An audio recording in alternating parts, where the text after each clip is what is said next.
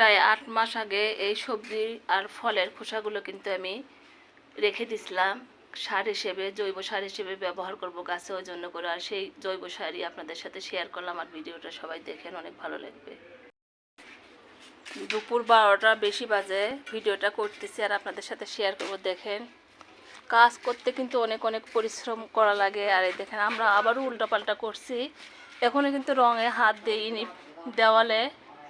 আর একটা জিনিস আপনাদেরকে দেখায়, এটা কিন্তু সবজির খোসা, আমের খোসা আছে, কাঁঠালের খোসা, আরও সবজির খোসা, বিভিন্ন ধরনের আমার বাসায় যত কিছু খায়, তরমুজ বলেন, বাঙ্গি বলেন, আরও আনারস, অনেক অনেক ধরনের সবজি ফলের খোসা কিন্তু এখানে আমি রেখে দিয়েছিলাম যে গাছে দেবো শীতে সেটে। এটা এখন ওদের থেকে রোদে নেড়ে নেব, তারপর ঠিকঠাক মতো মাটি রেডি করে এগুলো কিন্তু আমি গাছের গোড়ায় দিয়ে দেবো খাবার হিসেবে।